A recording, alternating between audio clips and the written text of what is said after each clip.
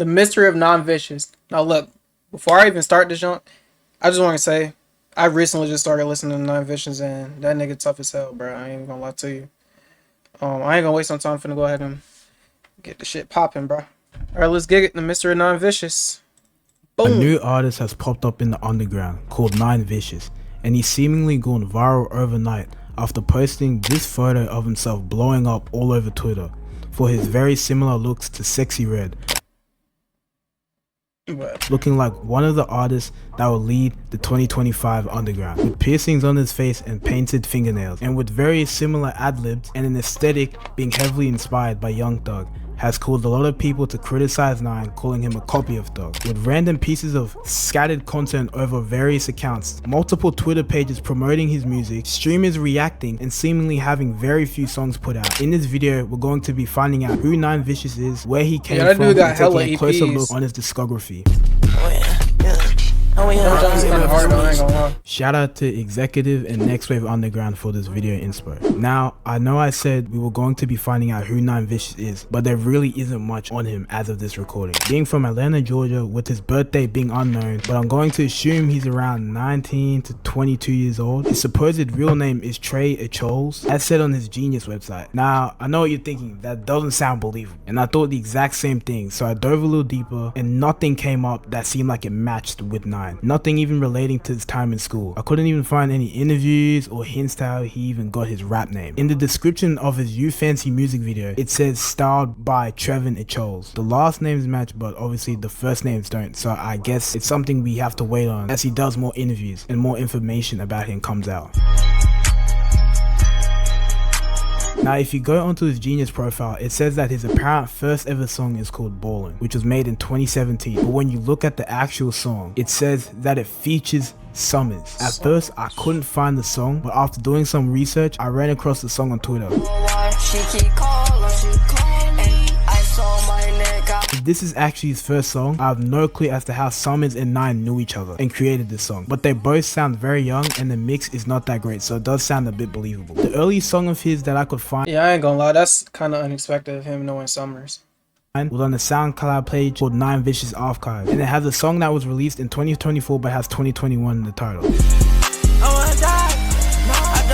Listening to the song, it does have that early Narcissist Rage beat, which is what was popular at the time, so I'm going to assume this was his first known release song other than Ball. The first official song posted to his main SoundCloud account titled I Love You and I'll NV88, I don't fucking know. Posted 2 years ago, assuming from 2022 to 2023, both produced by Mayday, and these are actually really solid tracks. She don't love me. Go back to what I had with you, baby.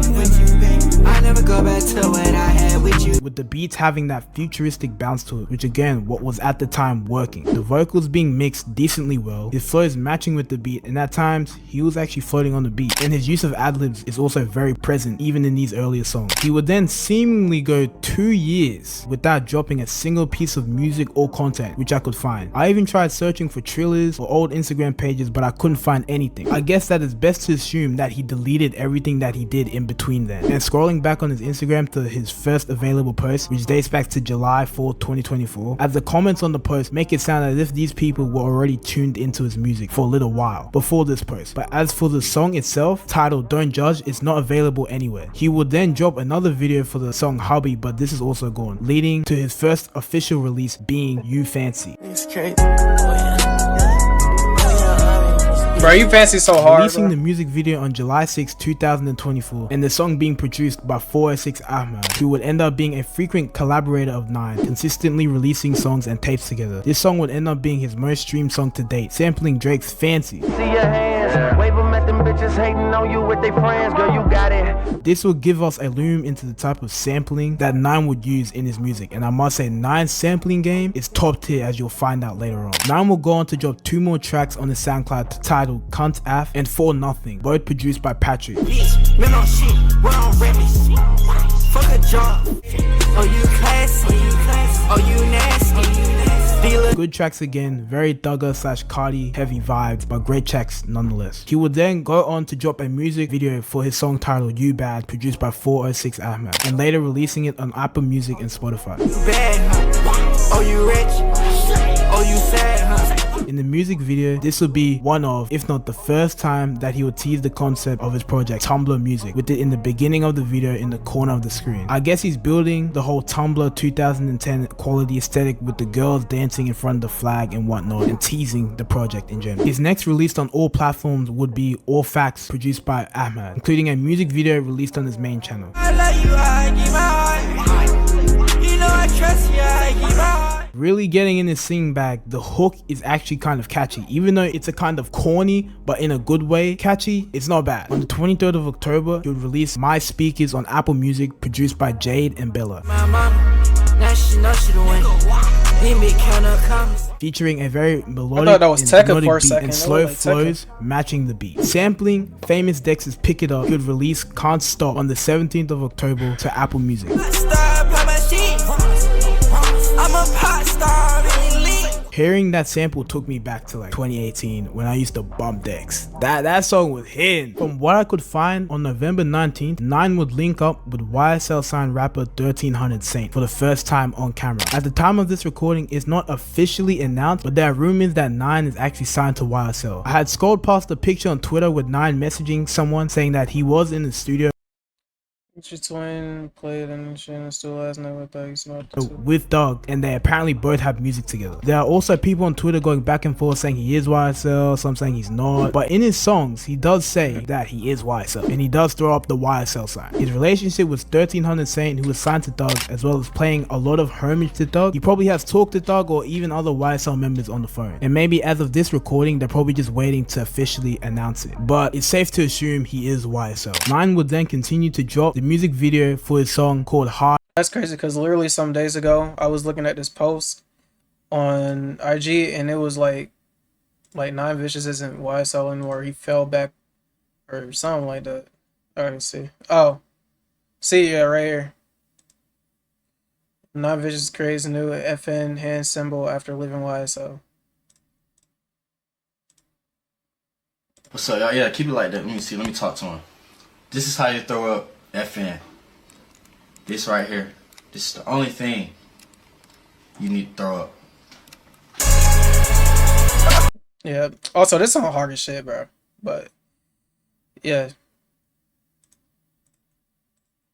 Now my head is laying, I'm so damn bad. I just think it hurt. On October 22nd, with the song being uploaded to SoundCloud but not being uploaded to Apple Music or Spotify. On November 12th, he would officially drop Before Studio Attic, featuring 5 tracks, with the standout track being Cuddle My Wrist, where he would pay homage to Future, referring to the song Cuddle My Wrist, with the same melody, or at least a very similar melody in the background of the beat. Cuddle my wrist, cuddle my wrist. With 4 out of the 5 tracks being produced by Ahmad, the EP features transitions between songs which are actually very well done. The production of this project gives us an insight into what to expect on his mixtape titled Studio Attic. Now gearing up, I'm not gonna lie. Not Vicious kind of zesty, but he like a zesty thug. To drop his mixtape Studio Attic, he would get his Instagram live posted on Twitter by Hero, a hip hop page on X. He previewed a song off his upcoming tape, and the live will get over 100k impressions on Twitter, building the hype even more. He would upload a photo on his Twitter account of his phone showing the release of his mixtape Studio Attic. Released on December 13th to all platforms, the project would have 13 songs in total, having a mix of different producers, with the main still being 406 Ahmed, having produced 8 out of the 13 songs on the tape. Off first listen, this tape sounds nothing like what's being put out in the underground. A heap of slower, melodic, experimental songs with perfect transitions in between songs. A real student of the game. He samples Kanye's No More Parties in LA on the song One Beer. Let me tell you, I'm out here from a very far away. I'm out here from a very far away. My personal favorite track on the tape is The Truth. My first listen of the song is what really made me click with Nine Vicious. Every day I think about you. The pieces of your The guitar on the beat combined with the charms was too smooth, with Nine's melodies just taking the song to a whole different sort of vibe. Another standout track being FNN. A very bouncy trap song with the beat hitting off rip and a catchy hook. After just dropping his mixtape, he would go to X to announce his next project, Tumblr Music. Bro, Tumblr Music is fire. That might be my favorite album by the name, bro. Tumblr is so hard. saying that this would be his best one yet for sure. If you can't tell by now, Nine is one of the hungriest in the underground. He's dropping music after music after he's just dropping like crazy. December 26th, he would release to a SoundCloud White Hose sampling Playboy Cardi's Kelly K. Let's go. At a bomb, fit for me a white hoe. Releasing the music video for it on December 31st. Real music, man. Like, this that real shit. I never thought I'd hear this song get sampled so boldly. Like, he just put it out there that he sampled this shit. On I ain't gonna lie. Well, I had to skip to this, bro. December 29th, he would take to his X account to post these two selfies of himself. And this would Alright. What I was gonna say was I think Nonfish is gonna go mainstream within the next 2 years. be how he got in front of it. Either, yeah, by 2026 he's gonna be mainstream. An entirely new audience. As people were saying, he looked like Sexyy Red and Young Thug combined. A very unconventional way to blow up, but this is when I found out about him as well, and a lot of other people. Continuing that momentum, he would post 3 songs being They Go Off sampling Cardi's 2017 leak to his X account, produced by Ahmad. What you say? Say it again. I just spit the check, cause I ass fat. Keith Sweat, produced by Patrick, Jared, and N whatever he's called, I don't know. And CC, produced by Jared. That bitch hold my gun, I'm fucking it hoe. I got rats all in my. They were actually posted to SoundCloud as well, but just under a different account name. With the momentum continuing straight into the new year, Trippie Redd would go to his story and co-sign Nine, making this Nine's first ever major co-sign. On January 4th, Nine will collab with YSL artist 1300 Saint, releasing a music video on Saint's X account. I won't talk too much about 1300 Saint in this video because that's for another video, but Nine was floating on this, no bullshit. Now with Nine breaking into the scene seemingly overnight, Packboy Max would catch wind of his name, and on January 3rd, Max would react to the You Fancy music video on stream. Teasing Before Tumblr music even more, he'll post, I'm assuming, different variants of the Before Tumblr music cover art. The next day, he'll go on IG Live previewing multiple new songs, with the highlight being Snake Pit.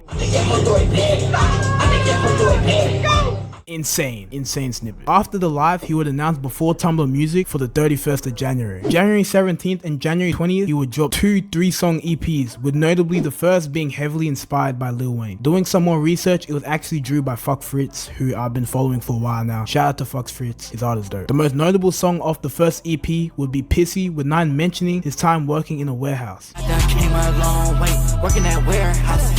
I got so much. Giving us a bit of an insight as to what he was actually doing before the rise. The most notable song of his second EP would be Long Live Pope, with him throwing a sub at Rich Amiri.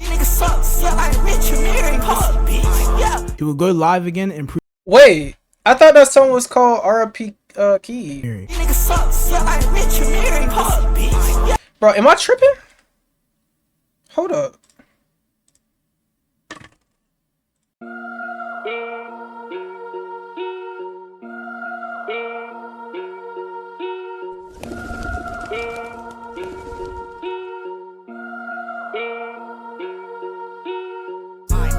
Yeah, I'm finna be big as fuck. Yeah, I'm finna pop. She said she got that wet. Yes, yeah, she got a walk. Oh, never mind. They just sound the same. My fault. Anyways, back to the vid. He would go live again and preview a very heavily Yeezus inspired song, and no bullshit, this is some of the craziest music I've heard from an artist in a little while. It's like a mix of Kanye with Thug on the beat, and that beat switch was nasty. I was just listening to this junk in the car.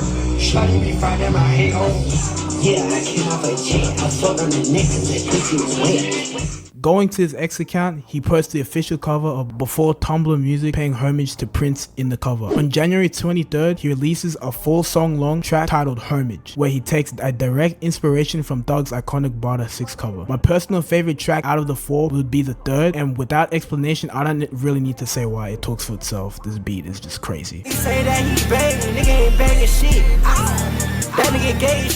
On Jan 28th, he would surprise drop a 19-track It's still EP some on songs and some EPs that I still gotta listen to, because I ain't listened to everything that he dropped. But as of right now, I listen to probably 2 APs. I said APs, EPs, in one album, and that shit is nuts.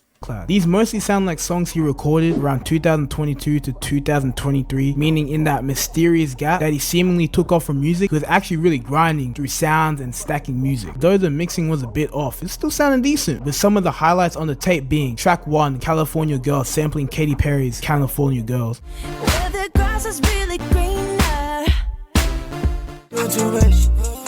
Sit the fuck down, little nigga. He ain't got no cash. And the Killer's freestyle, which was just like, bro. They try to run my house. Bro, there's no way he sampled this shit, bro. They right there, my. I'm going to give a fuck out of cop. Fuck. I got my big give a fuck out of. This motherfucker, like. Bro, I gotta listen to that after this video. I don't know if he can miss. And 2022, which does sound very similar to his first song, with the same sort of like beat. I'm calling this bluff. My pocket, they stay on buff. Your pocket, they stay.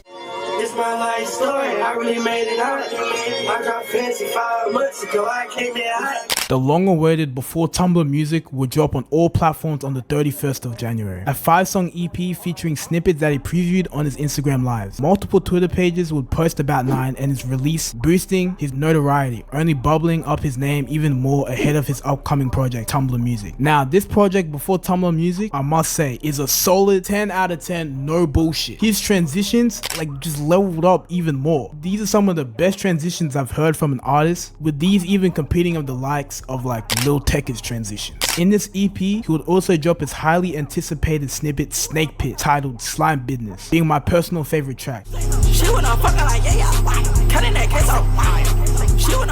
This track is insane. After this video, I'm listening to the EP, bro. I got to, bro. This junk sounds crazy. He's one of those artists that doesn't really have to say shit. He doesn't have to be super lyrical. It's the way he says it on the beat. It's the cadence. He finds the right cadence to say the shit on the beat. He's just doing it right. And then in the song, he was saying something in the mosh pit punch something. Yeah, he hasn't even performed yet, and he's making mosh pit music. He's ready. Another track that was close to being my favorite was the outro.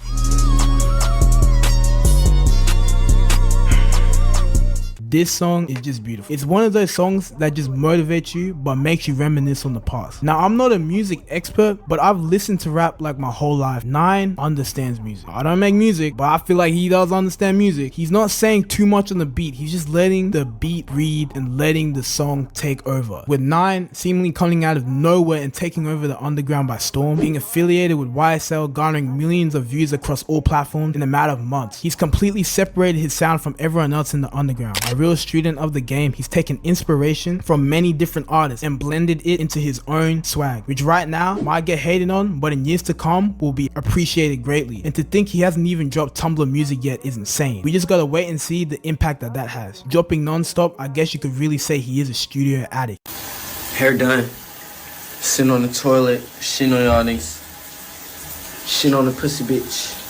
Cause the pussy bitch get shit on. Golly, bro. Hey, might be zesty, but he a fire ass nigga, bro, when it come to music. Yo, hoe, get fucked.